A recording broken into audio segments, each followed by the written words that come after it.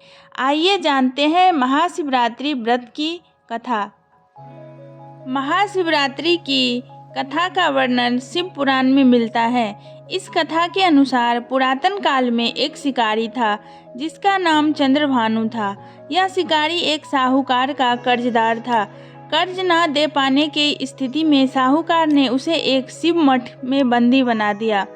संयोग से जिस दिन वे बंदी बनाया गया उस दिन महाशिवरात्रि था। साहूकार ने इस दिन अपने घर में पूजा का आयोजन किया।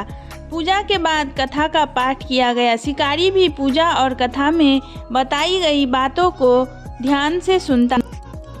शिकारी ने साहूकार से ऋण चुकाने का वादा किया। पूजा कार्यक्रम समाप्त होने के बाद साहूकार ने शिकारी को अपने पास बुलाया और उससे अगले दिन ऋण चुकाने की बात कही। इस पर शिकारी ने वचन दिया। साहूकार ने उसे मुक्त कर दिया। शिकारी जंगल में शिकार करने के लिए आ गया। शिकार की खोज में उसे रात हो गई। जंगल में ही उसने रात बिताई।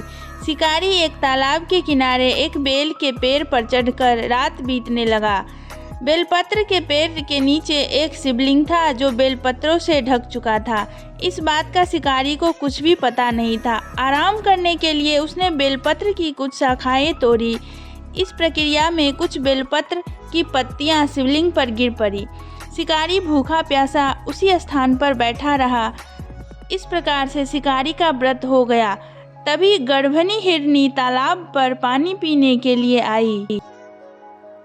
हिरनी को शिकारी ने जाने दिया। शिकारी ने धनुष पर तीर चढ़ाकर हिरनी को मारने की जैसे ही कोशिश की वैसे ही हिरनी बोली, मैं गर्भ से हूँ, शीघ्र ही बच्चे को जन्म दूंगी। तुम एक साथ दो जीवों की हत्या करोगे, यह उचित नहीं होगा। मैं अपने बच्चों को जन्म देकर शीघ्र ही तुम्हारे पास आ जाऊंगी, तब तुम मेरा शिकार कर लेना। शिकारी ने तीर वापस ले लिया। हिरनी भी वहां से चली गई। धनुष रखने में कुछ बिल्व पत्र पुनः टूटकर शिवलिंग पर गिर गए।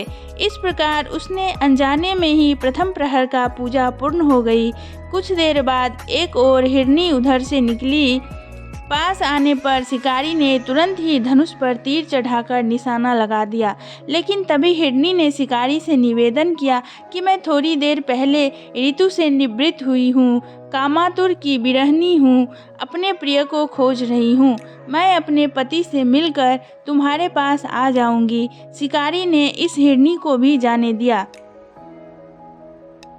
इसी दौरान रात्रि का आखिरी प्रहर भी बीत गया। इस बार भी उसके धनुष से कुछ बेलपत्र शिवलिंग पर जा गिरे। इस प्रकार उसके द्वारा दूसरे प्रहर की पूजन प्रक्रिया भी पूर्ण हो गई। इसके बाद तीसरी हिरनी दिखाई दी जो अपने बच्चों के साथ उधर से गुजर रही थी। शिकारी ने धनुष उठाकर निशाना साधा। शिकारी तीर को छोड़ने वाला ही था कि हिरनी बोली, मैं इस बच्चों को इनके पिता को सौंप कर लौट आऊंगी, मुझे अभी जाने दे। शिकारी ने ऐसा करने से इनकार कर दिया। उसने बताया कि दो हिरनी को मैं छोड़ चुका हूँ। हिरनी ने कहा कि शिकारी मेरा विश्वास करो, मैं वापस आने का वचन देती हूँ। शिकारी को जब हिरनी पर दया आ गई, शिकारी को हिरनी पर दया आ गई और उसे भी जाने दिया। उधर भूखा प्यासा शिकारी अनजाने में बेल की पत्तियां तोड़कर शिवलिंग पर फेंकता रहा। सुबह की पहली किरण निकली तो उसने एक मृग दिखाई दिया। शिकारी ने खुश होकर अपना तीर धनुष पर चढ़ा लिया। तभी मृग ने दुखी होकर शिकारी से कहा, यदि तुमने मुझसे पूर्व आने वाली 3 हिरनियों और बच्चों को मार डाला है तो मुझे भी मार दो। देर ना करो, क्योंकि मैं यह दुख सहन नहीं कर सकता हूँ।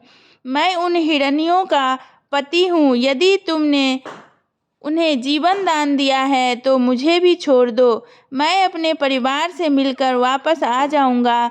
शिकारी ने उसे भी जाने दिया। सूर्य पूरी तरह से निकल आया था और सुबह हो चुकी थी। शिकारी से अनजाने में ही व्रत, रात्रि जागरण, सभी प्रहर की पूजा और शिवलिंग पर बेलपत्र चढ़ने की प्रक्रिया पूरी हो चुकी थी। भगवान शिव की कृपा से उसे इसका फल तुरंत प्राप्त हुआ। भगवान शिव की कृपा से शिकारी का हृदय बदल गया।